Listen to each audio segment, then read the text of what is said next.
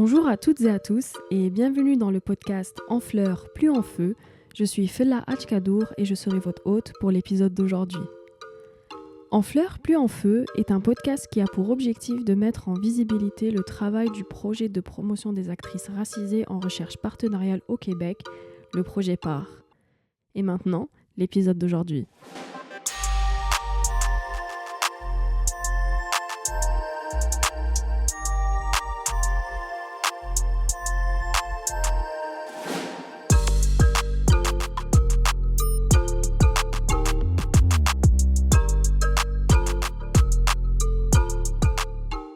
Avant de commencer le podcast, j'aimerais d'abord qu'on reconnaisse qu'on se réunit aujourd'hui sur le territoire de la nation Kanyan-Kehaga, territoire non cédé de Tchurtchagé, ici sur l'île de la Tortue. Nous aimerions exprimer toute notre solidarité avec les communautés autochtones qui luttent pour l'autodétermination. Nous honorons bien sûr les gardiens et les gardiennes traditionnels de ce territoire. Et donc aujourd'hui, on se retrouve pour notre troisième épisode où on va aborder la question des solidarités entre les communautés noires et racisées et les stratégies de résistance communes face aux injustices subies dans le domaine de la recherche partenariale au Québec. Pour cela, on va accueillir avec nous des personnes qui ont participé aux journées cohortes du projet PAR durant le mois de septembre 2023, qui ont gentiment accepté notre invitation. Et donc d'abord avec nous Samia Dumé. Donc Samia, tu es étudiante au doctorat en histoire à l'Université de Concordia. Samia, tu travailles sur l'histoire afro-canadienne dans la seconde moitié du XXe siècle et tu te penches sur les expériences contemporaines des communautés afro-descendantes et immigrantes au sein des structures scolaires québécoises et canadiennes. Samia est aussi membre du comité éditorial de la revue histoireengagée.ca.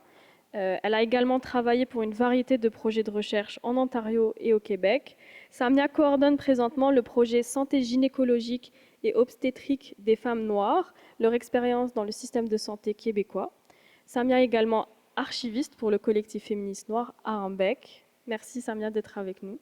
Nous accueillons également avec nous Aurélie Milor. Donc Aurélie, étudiante au doctorat en sexologie à l'Université du Québec à Montréal. Ton projet doctoral porte sur les expériences de violences obstétricales et gynécologiques des personnes issues de la communauté haïtienne dans les soins de santé à Montréal. Aurélie, née de parents haïtiens à Montréal, tu te considères comme une afro-canadienne et une militante pour la justice reproductive des personnes issues de la communauté noire au Québec. Bonjour Aurélie, merci d'avoir accepté l'invitation. Ça fait plaisir. Aussi avec nous, pour finir, Samantha Lopez-Ouri. Elle est consultante antiraciste et a eu l'occasion d'animer et former des intervenantes jeunesse et sociaux dans différents milieux depuis quelques années. Samantha mène actuellement, dans le cadre de sa maîtrise en innovation sociale à l'Université Saint-Paul, une recherche sur les perspectives des personnes racisées quant aux enjeux de racisme et de discrimination systémique dans le milieu communautaire québécois. Tes engagements t'ont mené aussi à agir à titre d'animatrice, coordinatrice, assistante de recherche et conseillère pour différents enjeux reliés à la jeunesse, à la diversité et l'inclusion. Tu es née à Tchurtchagé, Montréal, d'origine bolivienne quechua. Tu crois fermement que la guérison collective est la clé pour se réapproprier nos espaces et nos histoires. Merci Samantha, merci beaucoup d'être là. Merci à toi. Donc je vais revenir sur plutôt l'activité cohorte pour un petit rappel pour nos auditeurs et auditrices. Lors du premier épisode, on a évoqué les activités communautaires du projet PAR, notamment celle du forum, où a pris place une conférence animée par Marie Da Silva, ainsi qu'une série d'ateliers qui ont concerné les enjeux d'invisibilisation et de discrimination vécus par les femmes et les personnes non binaires noires et racisées dans le milieu de la recherche partenariale. Donc l'équipe PAR a voulu créer une cohorte dans le but de creuser davantage certains des axes qui ont été évoqués pendant le forum et aussi creuser ces axes-là qui ont été abordés dans la recherche menée par Félicia K et Sastaer. Il s'agissait d'adresser les enjeux de tokenisation, de protection des réseaux, du travail et des savoirs et de pérennisation financière des projets de recherche par, pour, avec, dans une logique de co-création, de stratégie, de solidarité et de résistance. Donc ma première question, ça serait vraiment de vous demander qu'est-ce qui vous a finalement motivé à faire partie de ces journées cohortes. Si je peux commencer, moi, ce qui m'a motivée personnellement à participer à ce genre d'activité, c'est vraiment mon besoin de communauté, de collectivité. je suis une des seules personnes noires à ma connaissance dans mon doctorat, donc je trouve ça un peu isolant. Et quand j'ai vu les activités organisées par le projet PAR, j'étais comme, oui, enfin. Donc voilà, c'est pour ça que j'ai décidé de participer. Oui, de mon côté, ben, un peu comme Aurélie aussi, le besoin de communauté, de collectivité, mais aussi le besoin de se retrouver au sein d'espaces où on peut être vulnérable, en fait, les uns et les unes avec les autres. Je trouve qu'en fait, surtout dans le milieu académique dans lequel j'ai surtout évolué, la vulnérabilité, les émotions, le partage d'expériences, c'est rarement quelque chose qui est mis de l'avant. Donc, de pouvoir se rassembler, de discuter avec des personnes qui ont des expériences soit similaires, soit différentes, mais ultimement, ouais, quand même collectif, ça a vraiment fait du bien. Un peu comme vous deux, là, vous l'avez mentionné, je pense que c'est vraiment le besoin de, enfin, d'être dans un espace dans lequel, tu sais, on peut être un peu soi-même. Je veux dire, dans le milieu communautaire, dans le milieu de la recherche, tu sais, il faut toujours. Je suis une des seules personnes racisées quand je suis dans ces milieux-là, donc c'est toujours une lourdeur de comme naviguer là-dedans. Fait enfin, de pouvoir enfin retrouver des personnes qui me ressemblent, des personnes avec qui je peux partager mes expériences. Pour moi, c'est la clé. Puis je pense que, ouais, je pense que ça va être ça. Et pendant les journées cohortes, est-ce que vous pouvez revenir sur la manière dont vous avez vécu les ateliers et c'était quoi les moments forts pour vous? Ben, je peux commencer. En fait, moi, j'ai été présente à l'activité sur la journée sur la propriété intellectuelle, où, en fait, en plus d'avoir échangé entre nous, on a fait des ateliers pour comme imaginer notre entente de propriété intellectuelle de rêve un peu, ou comment on est en mesure de se rassembler, de naviguer, par exemple, certaines barrières qu'on rencontre dans le milieu académique lorsqu'il est question de protéger notre propriété intellectuelle. Euh, Autant que ça a été confrontant, parce que c'est jamais évident là, de discuter d'enjeux auxquels on est confronté dans notre parcours, autant ça a été vraiment rafraîchissant de les aborder un peu sans tabou et de pouvoir justement matérialiser un peu c'est quoi le respect, on va dire, de notre propriété intellectuelle quand c'est pas quelque chose qui est nécessairement fait dans le milieu académique. Donc moi, personnellement, j'ai trouvé ça super, super stimulant. Puis très, très bienveillant aussi quand même. L'animation était vraiment géniale. Donc, ouais, c'était bien. Ouais, l'animation, c'était vraiment top. On en parlait un peu tantôt, mais l'animation, je pense que pour les trois, c'était un des moments forts, en fait, de cette journée. Moi, comment j'ai vécu les ateliers, je trouvais que j'étais tellement contente d'avoir un espace de partage et où est-ce qu'on apprenait vraiment, comme Samia l'a nommé. Moi aussi, j'ai uniquement participé à la journée sur la tokenisation, sur la propriété intellectuelle. Puis j'ai l'impression que j'en suis ressortie avec pleine d'idées et de stratégies. Donc, ouais, j'ai vraiment apprécié aussi. Pour ma part, c'est sûr qu'avoir une animatrice comme on a eu, de vraiment nous sentir à l'aise, tu sais, c'est une personne qui était vraiment à l'écoute, bienveillante, puis était capable de comprendre aussi nos limites. Puis je pense que des fois, on oublie ces limites-là, de se les mettre. Puis je trouve qu'on était vraiment dans un esprit où on apprenait à connaître c'était quoi exactement la propriété intellectuelle. Tu sais, dans mon cas, dans le milieu communautaire, il n'y en a pas vraiment. Tu sais, tu travailles pour une organisation, donc moi, j'ai compris que tout ce que je devais dire, ce que je donnais comme information, ce que je partageais, était au nom de l'organisation. Puis pour moi, ça l'a fait un gros déclic de me dire, wow, OK. Au milieu de la recherche, j'ai la chance, j'ai le privilège d'avoir une directrice qui est capable de comprendre cet aspect-là, qui est capable de dire que bien, ça, c'est à toi, donc on va s'assurer que ça soit à ton nom. Mais le milieu communautaire, malheureusement, c'est pas le cas. Fait que j'ai énormément appris. Je pense que c'est un exercice pratique qui a permis de comprendre comment chacune d'entre nous navigue à travers justement cet enjeu-là qui est hyper important parce que on est tellement riche, puis tu sais, genre, vous êtes toutes des femmes super inspirantes avec un gros bagage, des expériences super riches. Fait que, tu sais, je pense que c'est important de comprendre c'est quoi ces tactiques, ces stratégies qu'on peut mettre en place.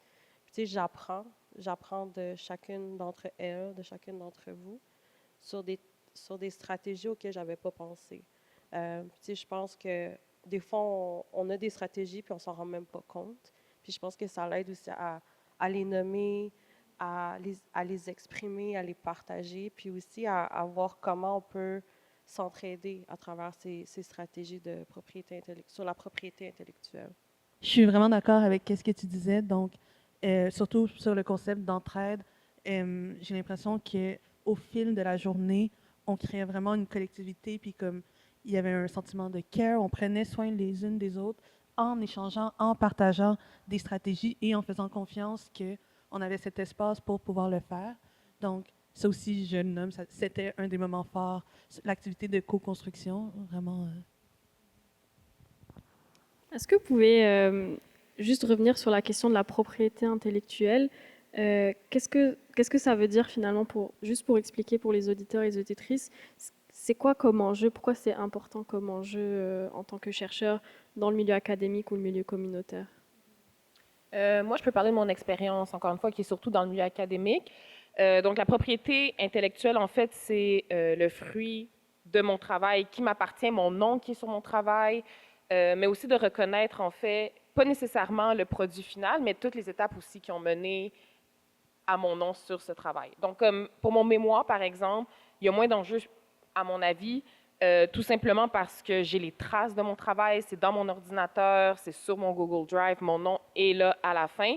Mais peut-être pour des projets de recherche qui ont été réalisés auprès d'enseignants, d'enseignantes, même pour des projets en recherche partenariale, c'est très délicat parce que en tant qu'étudiante, on se ramasse dans des dynamiques avec des enseignants, des enseignantes qui ont vraiment en fait une réputation, qui ont aussi l'institution derrière eux, derrière elles, qui valide en fait leur travail, qui protège le travail, qui finance le travail. Puis la question aussi des délivrables, je pense aussi, dans la propriété intellectuelle est vraiment important parce que une fois que le projet est fait, n'importe qui a accès à ça peut mettre en fait son nom dessus et dire c'est mon travail. Puis puisqu'après ça, le projet ou le livrable appartient à toute l'équipe de recherche, c'est un petit peu plus dur d'identifier le rôle qui a été joué par les diverses parties. Et ultimement, souvent, ce qui va arriver, c'est que moi, j'ai été chanceuse dans plusieurs de mes expériences. Les professeurs ont toujours reconnu le travail que j'avais réalisé en tant qu'étudiante, mais je sais que ce n'est pas malheureusement une réalité qui est universelle, puis que ça peut arriver, par exemple, qu'un enseignant, enseignante, tout bonnement s'approprie le travail d'un étudiant, même si, ultimement, l'étudiant va avoir rédigé au complet le travail, l'enseignant va juste le dire dans une conférence et dire que ça lui appartient. Puis, c'est quand même quelque chose qui est grave parce que dans le milieu académique, en fait, on est reconnu dépendamment en fait, de notre capacité à produire puis notre capacité à produire du savoir qui nous appartient. Donc, après ça, quand il y a ces angles morts comme ça, ben ça pose des risques quand même assez grands pour nos possibilités, en fait, de trouver un travail ou juste notre possibilité, en fait, d'être reconnu dans notre domaine. Donc, il y a aussi des enjeux au niveau de la recherche communautaire partenariale, mais je laisserai peut-être plus mes collègues parler sur ce sujet. Je trouve aussi dans le milieu académique, en fait, c'est que les frontières sont tellement floues par rapport à la propriété intellectuelle. Ça fait en sorte que tu travailles pour, par exemple, un ou une professeur ou une chaire de recherche ou un collectif, mais ton travail va s'invisibiliser pour le groupe, donc pour les échanges, puis que ce soit en tant que personne académicienne ou les personnes partenaires qui participent aussi aux échanges et qui enrichissent énormément le travail de recherche qui va être produit. La délimitation, il y a comme, on dirait, un contrat non dit ou invisible que tu prends pour acquis, que le savoir ou ce que tu produis, que tu partages et que tu crées va être mis dans un contexte de groupe, donc invisibilisé au final. Donc, on perd un peu l'individualité. Donc, comme Samia a dit, le fait de produire pour et par toi-même du savoir et des connaissances. Oui, plus dans le milieu communautaire, pour rebondir à ce que tu viens de nommer, je trouve pas que cet aspect-là, justement, reconnaissance individuelle de la personne, c'est vraiment, ça retombe à l'organisation. Puis ça, je l'ai constaté vraiment plus tard, après avoir effectué plusieurs recherches, que ce soit dans le milieu de la jeunesse, dans l'immigration, c'est que ce que je contribue au final n'est jamais à mon nom. Comme je sais qu'en ce moment, j'ai comme plusieurs projets de recherche dans lesquels j'ai contribué. Il y en a peut-être un sur genre peut-être 5 où il y a mon nom, mais c'est parce que c'est ma collègue qui l'a poussé. Puis moi, je ne réalisais pas à quel point c'était important. Puis elle est comme, non, non, c'est important, c'est toi qui l'as fait, on l'a fait ensemble, donc il va y avoir ton nom. Puis ça, je trouve que c'est grave parce qu'il n'y a pas de clause en ce moment qui permet pour les organisations communautaires, mais du moins pour les personnes qui travaillent là-dedans, de se protéger. Je veux dire, après, moi, est-ce que je peux me permettre d'utiliser ces projets de recherche puis dire que c'est moi, même s'il n'y a pas mon nom? Comme, tu sais, comme un non-dit dans le milieu communautaire. Puis, tu sais, là, en ce moment, j'essaie de mettre des choses en place pour m'assurer que c'est Samantha Lopez-Uri qui a contribué au document. Tu sais, dans ma pratique de travailleuse autonome, je le fais maintenant, mais avant, je ne le réalisais pas autant que c'était important. Puis que les gens, surtout quand on parle d'antiracisme, de décolonisation, il y a beaucoup de personnes qui vont se l'approprier facilement parce que c'est les personnes les plus légitimes, c'est les premières personnes qui se font censurer. Donc, je pense que en ce moment, c'est vraiment important de le faire. Puis dans le milieu académique, comme j'ai mentionné, je suis hyper privilégiée d'avoir une directrice de recherche qui comprend que ce travail-là est fait par moi et par elle.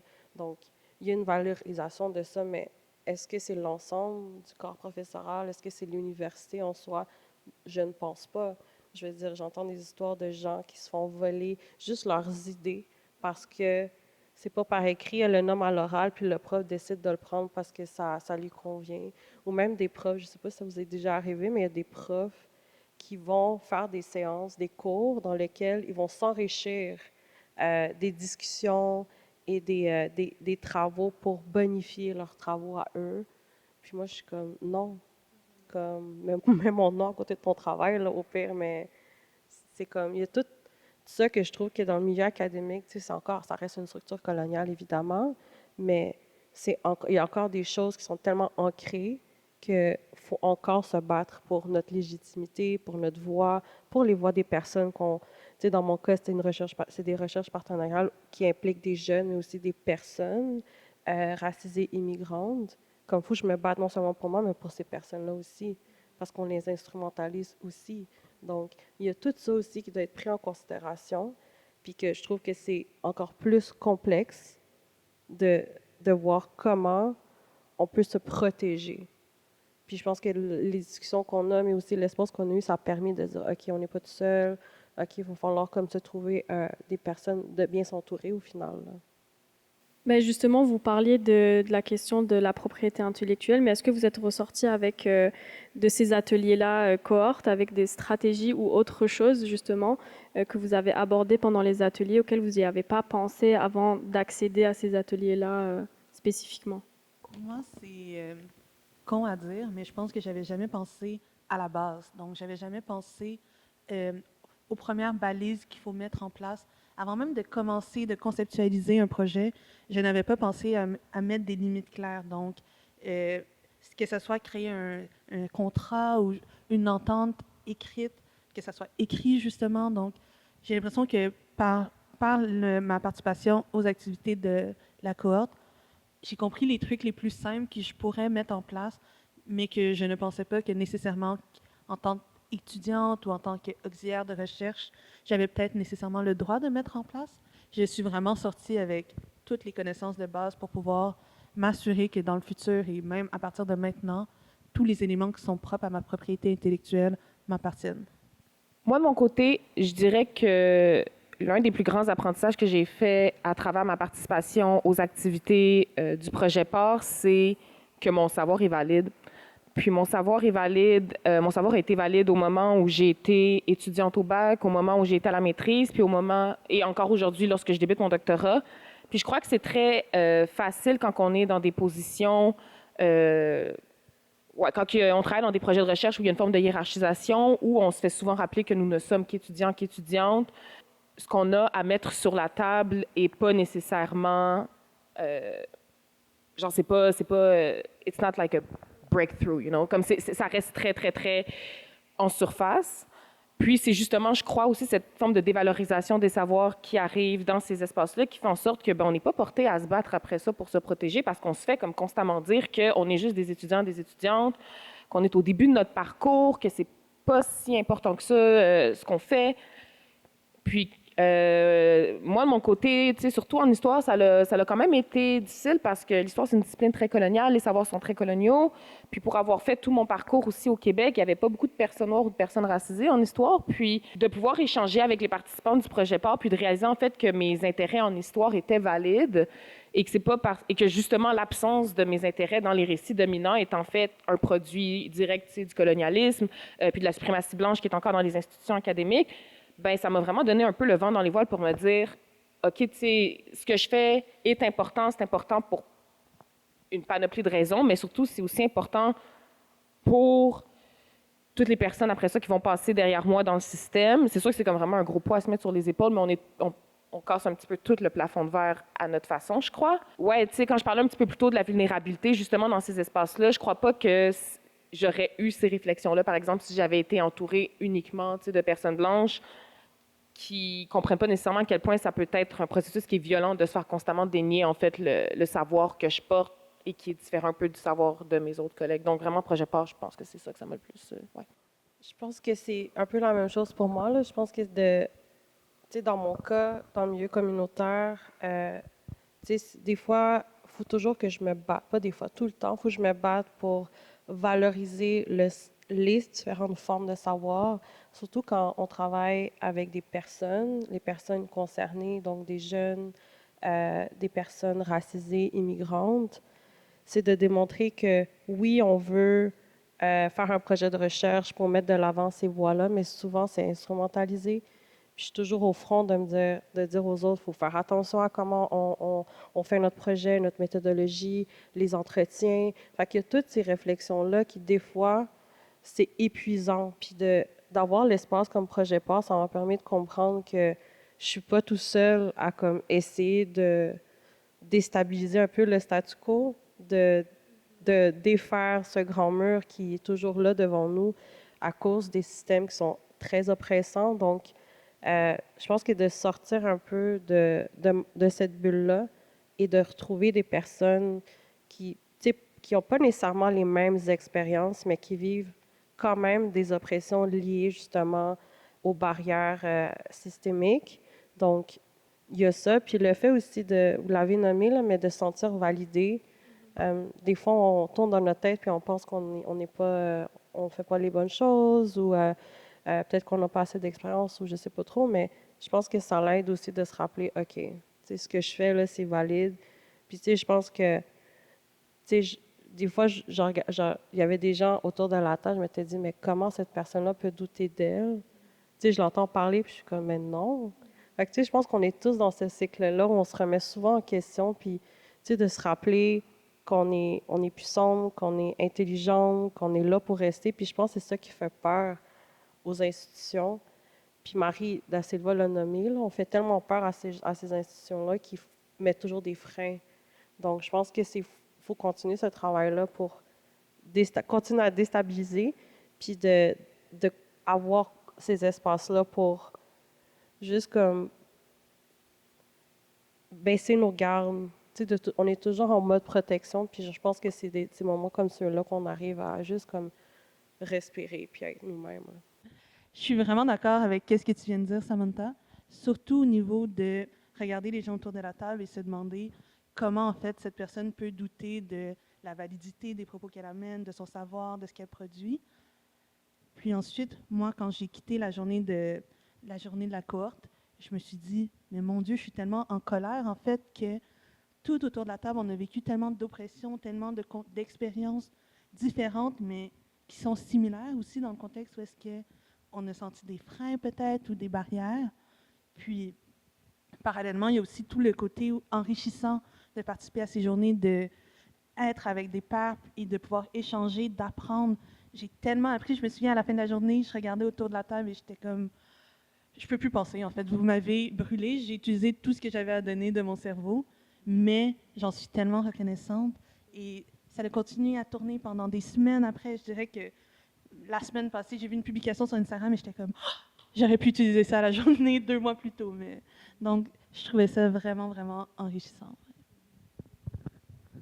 Merci de partager ces expériences-là. Je voulais vous demander aussi, vous êtes ressortis avec toutes ces stratégies, ces idées-là, est-ce que, entre-temps, depuis que vous avez participé aux journées cohortes, vous avez pu mettre en place et en pratique ces stratégies-là, si vous êtes à l'aise de partager certaines choses?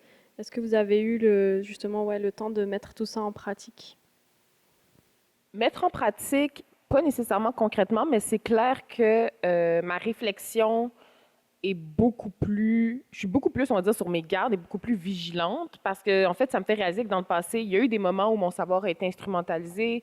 J'ai comme ressenti que ça aurait pu arriver dans les mois qui ont suivi, en fait, le projet à 2 reprises différentes, mais c'était comme, en fait, pour moi, naturel de plus rapidement mettre mes limites et de dire, OK, non, si on veut faire tel truc comme ça, je veux m'assurer que tel truc. Puis ça a quand même été bien reçu, en fait. Donc, je pense que il y a comme ce côté de self-preservation qui a vraiment pris le dessus, qui était peut-être un peu là avant, mais plus timidement, mais après avoir entendu, en fait, tout le monde, puis après aussi avoir entendu à quel point c'est important de protéger mon travail, maintenant, ça vient plus naturellement, définitivement. Je pense qu'il y avait une des stratégies qu'on avait, ben, tu sais, le fait de réfléchir à une entente ou un protocole sur notre propriété intellectuelle, ça m'a permis de me dire, ben oui, il faut que j'en fasse un. Tu sais, je veux dire, je suis travailleuse autonome à temps partiel.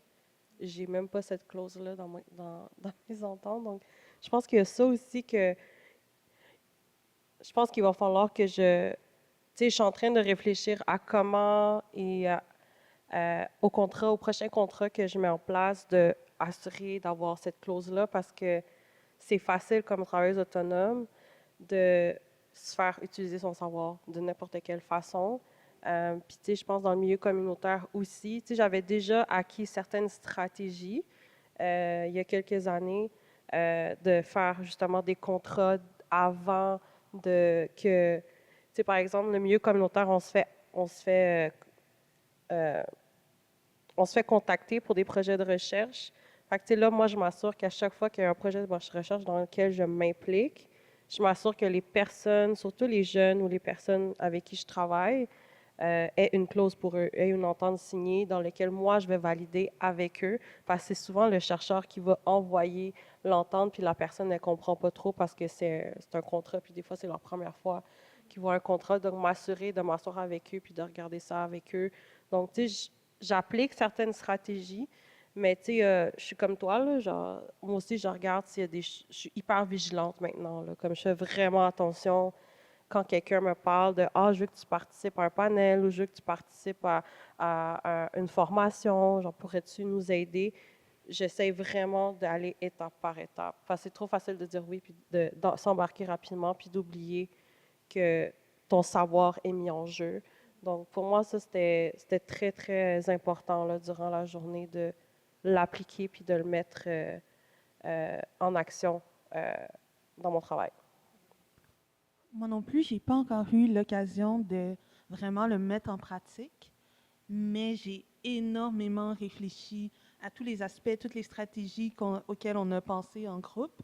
Puis, en fait, qu'est-ce qui en est ressorti? Et la principale stratégie que je pense que je vais mettre en place, c'est de me convaincre et d'y croire que j'ai le droit d'être protégée dans une entente universitaire, partenariale, de recherche. Donc, j'ai le droit de mettre mon pied à terre, d'avoir des balises par rapport à ma propriété intellectuelle et de décider, en fait, qu'est-ce que j'accepte, mais aussi qu'est-ce que je n'accepte pas par rapport à la réutilisation ou la production de savoir que j'amène à une équipe ou quoi que ce soit. Donc, c'est vraiment plus au niveau réflexif pour ma part, mais j'ai l'impression que ça s'en va vers ça, en fait, vers vraiment des stratégies qui vont être mises en place. Donc, comme tu dis, que ce soit un contrat ou quoi que ce soit d'autre qui pourrait être utile, en fait. Merci d'avoir partagé ces expériences-là. Aussi, on voulait vous demander, dans ce podcast, on parle de stratégie de solidarité, les pratiques de résistance. Quelle différence vous faites entre ces deux mots, donc pratique de solidarité, pratique de résistance, notamment dans un contexte de soutien entre les communautés racisées? Est-ce que vous privilégiez une expression plutôt que d'autres? Donc, comment vous définissez chacune d'entre elles? Et est-ce que vous utilisez plutôt une que l'autre, pardon? Je crois fermement en la solidarité.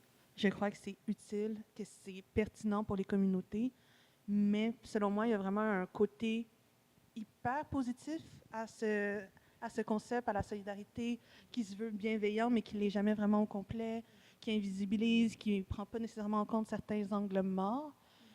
Donc, je sais que par convenance, pour bien paraître, pour mettre des gants blancs, j'ai souvent utilisé le concept de solidarité et de plus en plus, je tends à aller vers la résistance. Et en fait, je crois que c'est important de reconnaître le concept de résistance, surtout en contexte où est-ce qu'on vit tellement d'oppression dans nos divers milieux.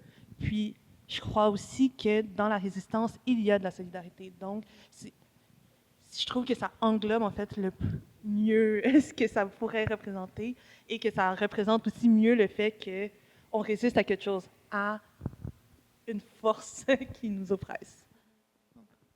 Ouais, pour rebondir, je suis totalement d'accord, Aurélie, avec ce que tu as dit. Puis je crois que les pratiques de résistance aussi sont peut-être plus adéquates dans la mesure où, quand on est ensemble, tu sais, oui, on se rassemble, on en discute, mais ultimement, on provient tous et toutes de milieux différents.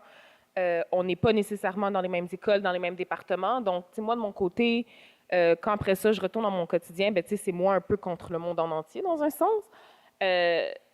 Donc, solidarité, quand on est peut-être un peu plus entre nous, mais définitivement, c'est la résistance tout le temps et uniquement la résistance, ouais. C'est vraiment un bon point. Solidarité entre nous, mais à l'extérieur de ce qui nous unit, c'est de la résistance. Absolument. Ouais, ben c'est pareil pour moi. Moi, j'ai toujours dit des stratégies, des pratiques de résistance, surtout quand on navigue comme vous l'avez nommé, dans des milieux oppressants. La solidarité, je trouve que c'est un terme que je vais davantage avoir lorsque je suis dans un espace de guérison. Parce que c'est là où on peut se relâcher, c'est là où on peut vraiment arrêter de toujours être en résistance. Parce que la résistance, ça devient intense, ça devient lourd, ça devient drainant. Donc, je pense que la solidarité, je la vois plus quand on est vraiment dans essayer de réfléchir au futur, un futur dans lequel, ça c'est un rêve, là, de réfléchir à un futur dans lequel il n'y a plus ces espaces oppressants. Puis je pense que c'est des choses qu'il faut aussi réfléchir. Parce que quand on est tout le temps dans la résistance, on devient hyper fatigué. Puis genre, je sais qu'à la fin de la journée de l'atelier, j'étais fatiguée, mais j'étais vraiment bien. Donc, tu sais, oui, on présentait vraiment nos actions de résistance, mais la solidarité, elle est venue quand, tu sais, on voit que l'autre, elle a besoin de discuter de quelque chose, elle a besoin de faire part de ses émotions. Fait que, tu sais, je pense qu'il y a comme un mélange de ces deux-là, mais au quotidien, comme tu l'as dit, des fois, moi, je suis aussi face, c'est moi versus le monde. Donc, qu'on le veuille ou pas, même si on pense que nos milieux sont moins oppressants, on est toujours en mode résistance. Même en arrivant ici, j'étais un peu en mode résistance de est-ce qu'il va falloir que je fasse attention à ce que je dis, à comment je nomme les choses, comment je me protège. Donc, qu'on le veuille ou pas, on est toujours dans ce mode-là. Puis la solidarité, elle vient lorsque on veut comme vraiment avancer puis guérir ensemble. Donc, je pense que ça serait les deux, mais avec un regard davantage sur les stratégies de résistance. On parlait des notions de solidarité et de résistance. Je voulais savoir aussi, est-ce que pendant les ateliers cohortes, comment vous avez vécu le fait de co-construire ensemble ces stratégies-là? Et est-ce que vous avez été sensibilisé à des stratégies et des expériences que vous ne connaissiez pas auparavant, avant de participer aux ateliers cohortes? Ça a été challengeant par moments, je dirais, parce que même si on a des expériences communes, on vient tous et toutes avec nos bagages individuels. Donc, bien que, par exemple, moi, de mon côté, j'ai, oui, de l'expérience dans le milieu communautaire et en recherche partenariale, mon parcours est surtout académique. Puis même si je m'inscris, en fait, j'ai l'impression que je m'inscris dans des processus ou dans des études ou même dans des perspectives qui vont un peu à contre-courant, ça ne change pas que je suis dans l'institution, je bénéficie de l'institution, j'en profite, puis ben, je contribue, en fait, à faire rouler cette machine. Puis, le projet part, puis la cohorte, ça a aussi été un bon moment pour moi et pour nous d'avoir des reality checks face aussi aux positions de privilège dans lesquelles on est, juste parce qu'on est, tu sais, des personnes au doctorat, on est à l'université, c'est pas tout le monde qui a accès à ces espaces-là, puis c'est pas tout le monde qui peut en bénéficier aussi de la même manière que moi ou d'autres personnes autour de moi en bénéficient. Ça, c'est sûr que c'est confrontant, mais en même temps, c'est tellement aussi nécessaire, j'ai l'impression, dans nos espaces de co-construction qu'on se tienne responsable, en fait, des potentiels comportements qu'on peut reproduire parce qu'on est un peu pris dans cette machine-là. Donc, c'est clair que je pense que malgré nous, malgré moi, il y a peut-être eu certaines... j'ai peut-être perpétué, on va dire, certains... Ça serait quoi le bon mot? Certains... Mais je ne veux pas dire comme certains comportements, mais certaines pratiques. Certaines pratiques qui ne prennent pas nécessairement en considération la réalité de personnes qui n'évoluent pas dans les mêmes milieux que moi. Mais je me souviens, il y a eu certaines interventions qui ont été faites par certaines personnes qui ont été des reality checks, mais tellement avec aussi comme bienveillance en même temps, de dire, bon, oui, Samia, je comprends ce que tu veux dire ici, ou je comprends l'idée que tu as, mais voici peut-être une perspective que tu n'avais pas vue. C'est vraiment rare, en fait, d'avoir des personnes qui sont prêtes à à un peu te remettre les pendules à l'heure, mais avec autant de care. Puis je pense que c'est aussi ça qui fait la beauté, en fait, de la cohorte, c'est qu'on on aborde vraiment ces espaces-là avec du care, puis pas avec, je sais pas moi, un sentiment de compétition ou, de... Ouais. Je suis tout à fait d'accord, surtout au niveau de... on entend les expériences des autres et les autres personnes vont nous partager des choses que nous, on n'a pas vécues parce qu'on a des expériences tout à fait différentes.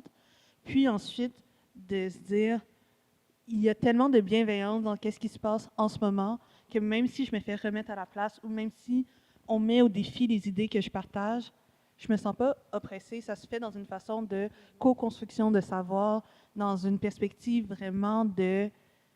On veut développer notre pensée critique, mais aussi s'améliorer dans ce qu'on veut devenir, dans qu'est-ce on cherche à faire, dans qui on est dans ces espaces, et de aussi faire attention à l'autre dans ces espaces. Donc, c'est vraiment toute cette question de care, mais de prendre soin et de... Je peux donner d'autres synonymes, là, de bienveillance. Donc, voilà. Donc, qui vraiment ont été, je trouve, extrêmement bénéfiques. Ouais.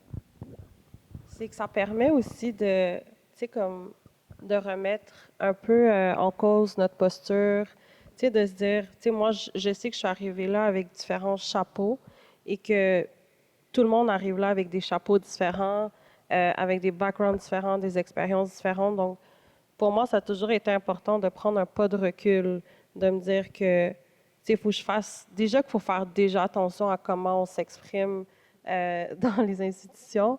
Mais là, je trouve que c'est plus facile de faire attention parce que je sais qu'on a créé cet environnement dans lequel on peut se permettre de dire que, hey, finalement, Sam, ce que tu as dit, c'est pas correct ou peu importe, tu sais, parce que justement, on fait toujours attention à ce qu'on dit, à ce qu'on fait, à nos actions, que là, je pense que c'est comme, on s'est créé un environnement propice pour faire attention à nous.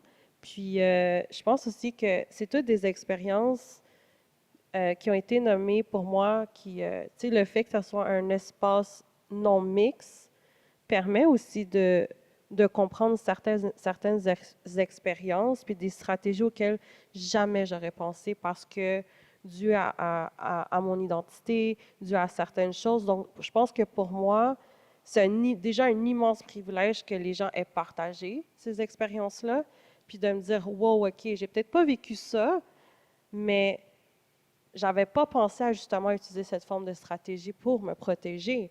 Donc, je pense que c'est un double privilège d'avoir justement un espace pour se connaître puis de partager, mais aussi de se rendre vulnérable auprès des autres, sachant que c'est des informations qu'on n'oserait pas dire à d'autres personnes. Donc, pour moi, il y a comme une double vigilance à avoir quand on arrive dans ces espaces-là. Et je pense qu'on a créé, puis je me sens full à l'aise avec vous de nommer certaines choses, même si c'est dur de comme casser cette carapace qui a longtemps été comme bien protégée, puis bien isolée. Donc, je pense que ça a été un énorme apprentissage sur, peu importe la posture qu'on a, je pense que c'est important de se le rappeler. On arrive avec quoi et qu'est-ce qu'on fait, qu'est-ce qu'on met autour de la table pour pas reproduire un, un environnement oppressant.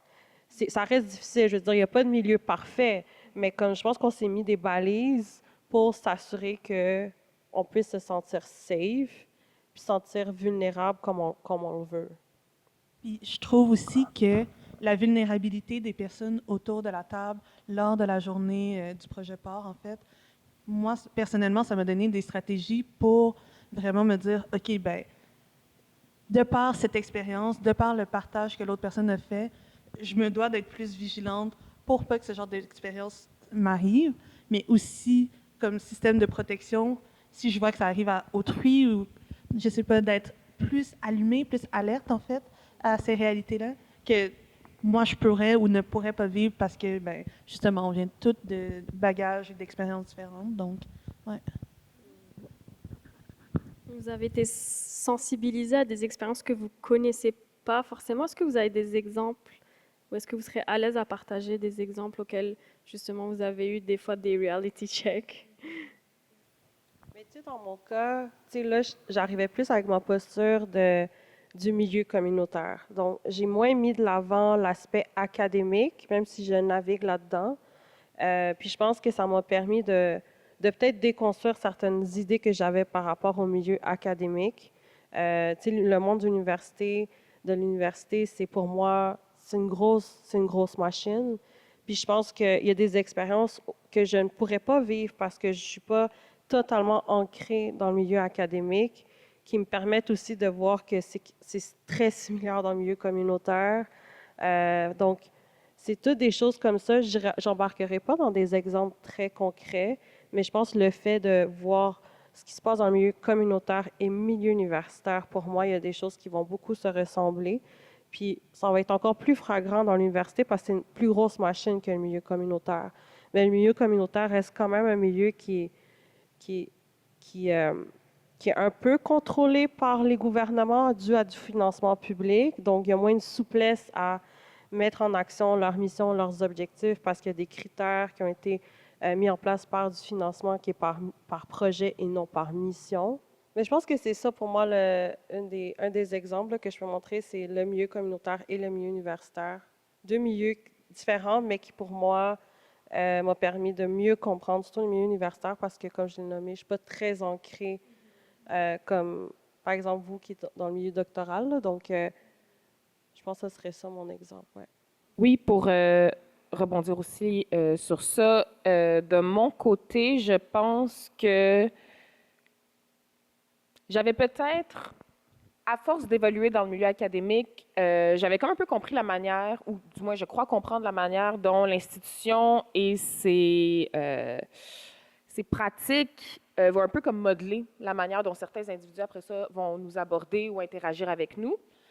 Donc, on dirait que c'était peut-être plus facile pour moi d'envisager de vivre des violences dans le milieu académique plutôt que communautaire parce que l'institution nous pousse un peu à faire avoir ce type d'interaction entre nous. Tandis que mes expériences dans le milieu communautaire, vu que souvent il y a comme le couvert, en fait, du progrès social, puis de la bienveillance, encore une fois, puis de la solidarité, bien, c'était très difficile pour moi de comprendre, en fait, comment certains individus pouvaient avoir certains comportements qui étaient plus déplacés à mon égard, parce que je me disais, je comprends pas, on est dans le milieu communautaire. Tu sais, après avoir été dans le milieu académique pendant aussi longtemps, je voyais presque le milieu communautaire comme un havre de paix. Donc, je pense que les échanges qu'on a eus aussi pendant le projet PAR m'ont peut-être aussi un peu permis de un petit peu de me recalibrer, de me dire, OK, oui, il y a des individus qui sont déplaisants dans la vie, il va toujours en avoir, mais le communautaire aussi, il y a aussi ses propres influences qui jouent sur la manière après ça dont les gens interagissent avec nous. Puis, je comprends un peu mieux maintenant parfois pourquoi ce type de dynamique-là peut continuer à arriver. Puis, ouais, ça m'a, comme on dirait, un petit peu permis de un peu moins démoniser quasiment du milieu communautaire parce que je me disais, c'est pas censé arriver, on dit pas que ça arrive. Fait que bref, je pense que ça a été un des reality checks que j'ai eu, de faire comme, tout le monde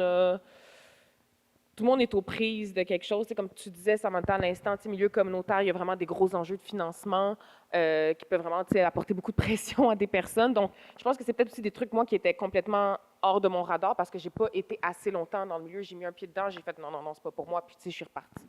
Donc, définitivement, davantage, on va dire, nuancer la manière dont je perçois le milieu communautaire, puis peut-être aussi être plus sévère envers le milieu académique parce que oui, bon, c'est l'institution qui guide ça, mais c'est pas une excuse, puis ça devrait pas en être une pour continuer de tolérer certains comportements.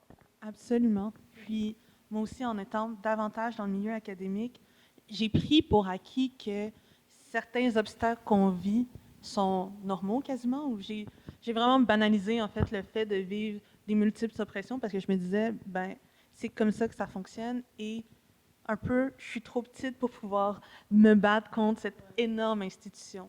Donc, en partant un peu avec cette idée de base, je me disais, le milieu communautaire, un peu, c'est le rêve, tu sais, ça va vraiment être mieux, plus adéquat, mais en fait, c'est que le milieu communautaire est aux prises avec un peu les mêmes démons que le milieu institutionnel académique.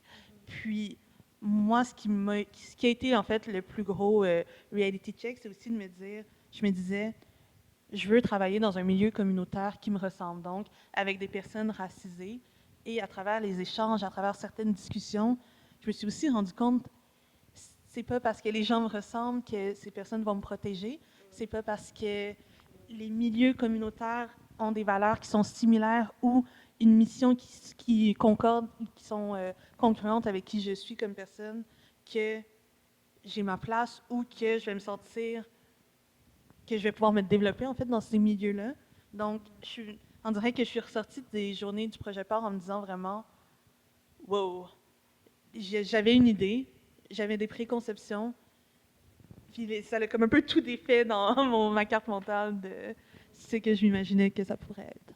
Tu sais, je pense que ce soit dans le milieu communautaire ou au milieu académique, des personnes, même si elles nous ressemblent, ça ne veut pas dire que c'est des personnes qui vont penser comme nous. Je veux dire qu'il y a beaucoup de gens qui vont accepter le fait que c'est correct, puis de vouloir fitter dans ce milieu-là parce que c'est la seule façon de comme répondre aux normes. Donc ça aussi, ça a été un choc parce que même après la séance, l'atelier, j'ai remarqué que même des personnes, des BIPOC, m'ont pas trahi, mais qui ont trahi un peu genre certaines choses par rapport aux luttes qu'on mène antiracistes. Je me dis, wow, OK, c'est pas juste dans le milieu communautaire, c'est partout, là. Merci beaucoup. Et justement, je voulais vous demander, après avoir été sensibilisé à ces réalités-là, notamment de communautés un peu plus au marge ou qui vivent des expériences différentes que les vôtres, est-ce que vous avez intégré un peu plus de pratiques de solidarité pour soutenir, ou est-ce que vous êtes reparti avec comme cette idée-là en tête qu'il faut quand même faire attention? Est-ce que vous pouvez donner des exemples? Moi, je pense que le truc avec lequel je suis repartie et qui m'habite depuis ma participation à cette journée, c'est vraiment le fait de produire des choses par et pour nous, mais de s'assurer vraiment que ça reste entre et pour nous, que ça nous serve collectivement et que ça ne puisse pas être réutilisé de façon à brimer notre idée de base. Je pense que c'est une des choses avec lesquelles je repars. Oui, donc, comme Samantha l'a dit un peu plus tôt, aucun milieu est parfait. Donc, de mon côté, c'est sûr que il y a certaines pratiques ou certains acquis que j'ai eus pendant que j'étais dans les journées PAR que j'intègre un peu plus dans mon quotidien. Donc, je pense que maintenant, je me sens un peu moins mal, par exemple, de solliciter certaines de mes amies plus proches, tu sais, qui sont racisées, qui sont dans les mêmes milieux que moi, puis tu sais, d'être plus vulnérable, en fait, face au stress que je peux vivre de par mes nombreuses intersections dans le milieu académique surtout. C'est pas nécessairement quelque chose avant que j'osais faire parce que c'est jamais évident d'être vulnérable, premièrement. Puis, c'est toujours un peu étrange, tu sais, d'avoir ce type de ressentiment face au milieu dans lequel tu évolues puis dans lequel tu donnes autant de toi depuis autant d'années. C'est encore difficile pour moi à naviguer. Mais j'ai aussi un peu arrêté de croire au fait que tous les milieux, justement, sont parfaits. Il y a des enjeux de classe, il y a des enjeux identitaires, il y a plein de trucs qui vont continuer, en fait, à diviser les luttes, qu'on le veuille ou pas. Puis Puis, ceci étant dit, je pense que c'est juste, encore une fois, tu sais, de rester vigilant, vigilante, puis de aussi comprendre que ben, parfois, certains individus aussi sont pris dans cette machine. Ça fait pas nécessairement d'eux et d'elles des mauvaises personnes, mais que ça fait en sorte que certains comportements peuvent être, tu sais, peuvent se reproduire. Puis, Aurélie aussi l'a vraiment bien dit, c'est pas parce que tu me ressembles que nécessairement tu vas comprendre ce que je vis. Donc, ça a un petit peu plus, on va dire, élargi, dans un sens, mon cadre de référence quand je pense à la solidarité. Ouais. Une pratique hyper simple que j'ai appliquée même en fin de semaine, c'est de me retrouver entre mes amis, justement, des femmes principalement racisées, à juste comme discuter ouvertement puis faire de l'art en même temps. Je pense que des fois, on néglige trop cet aspect-là. Des fois, c'est des choses tellement simples qu'on oublie de faire. Faire juste comme allô, comment ça va? Genre, rappelle-toi que t'es la meilleure, rappelle-toi que genre t'es brillante, que ouais. C'est juste de faire des petits check-up comme ça pour. C'est ça, parce que des fois, on oublie que il faut se faire du bien, il faut se rappeler que ce qu'on dit est valide. Donc, pour moi, c'est une stratégie aussi simple que ça. Cette fin de semaine, ça a été de créer ce petit espace-là de care avec mes amis. Ce que tu dis, ça me fait penser à une stratégie que j'ai appliquée sans même m'en rendre compte. Tu l'as nommé et je me suis rendu compte que c'était en fait une stratégie. Je suis retrouvée dans un souper à échanger avec une autre personne racisée de nos expériences dans le milieu académique, donc de vivre multiples formes d'expériences qui sont plus ou moins agréables. Puis, il y avait des personnes non racisées autour de la table qui étaient en silence, qui nous écoutaient et qui, à la fin de la discussion, se sont dit « Oh mon Dieu, tu nous en avais parlé, mais je pense qu'on ne comprenait pas à quel point c'était gros, c'était prenant, que ça pouvait t'affecter. » Puis, je me suis dit « C'est fou parce que je pense que je leur en ai parlé, mais le fait de vraiment avoir été vulnérable avec une autre personne racisée devant eux, ça leur a permis de vraiment comprendre l'étendue et la complexité, en fait, de ce que j'essaie de nommer et que peut-être j'avais pas les bons mots au moment, mais de pouvoir échanger avec une autre personne. Et je pense que ça doit être une stratégie de pouvoir aussi avoir ces discussions. Donc, cette même vulnérabilité qu'on est tellement à l'aise d'avoir avec d'autres personnes racisées, de l'infliger à d'autres personnes non racisées, que peu importe si ça crée un malaise ou pas, mais qu'après, ces personnes puissent réfléchir et se dire « Ah, OK, oui, je comprends. Puis là, je peux être peut-être une meilleure alliée par rapport à ça. » Merci beaucoup d'avoir partagé vos expériences, notamment la participation aux ateliers cohortes. C'était un plaisir de discuter avec vous. Est-ce que vous auriez quelque chose à ajouter de plus avant qu'on finisse l'épisode? Ouais, ben malgré tout ça, je pense que c'est quand même assez extraordinaire qu'on ait eu l'opportunité, en fait, de participer au cohorte PAR. Je pense que le projet PAR, c'est vraiment... Ouais, j'ai comme de la difficulté à mettre des mots sur ce que ça représente, mais ça l'a vraiment joué, tu sais, un rôle très, très important dans ma vie dans la dernière année. Ça m'a vraiment donné des outils pratiques, ça m'a donné le sentiment, en fait, que mes expériences étaient valides. Ça m'a aidé à terminer mon mémoire. Donc, je pense vraiment que l'existence d'un tel projet est vraiment nécessaire et fondamentale pour des personnes comme nous. Puis, je suis vraiment contente qu'on ait eu cet espace-là aussi pour en parler. Donc, vraiment, merci aux organisatrices, aux instigatrices. Ouais. Ce qui se passe, en fait, moi, ça m'a permis de me recharger. Tu sais, c'est arrivé au mois de septembre aussi, donc rentrée, demande de bourse, tout ce qui vient avec le fait d'être dans le milieu académique et de devoir produire de la recherche. Et avoir participé à la journée du projet PAR, ça m'a comme centré, mais ça m'a aussi permis de me dire « Oh mon Dieu, ce que je vis, c'est non seulement valide et partagé, mais je regarde mes collègues autour de la table, elles sont rendues encore plus loin que moi et elles sont passées au travers, donc c'est correct. Il y a des moyens, il y a des stratégies, je peux y arriver. » Ouais. Ben, pour moi aussi, ça a été une belle expérience de, de comprendre que peu importe dans lequel de ces milieux-là dans lesquels on navigue, il y a beaucoup de choses qu'on peut mettre en commun.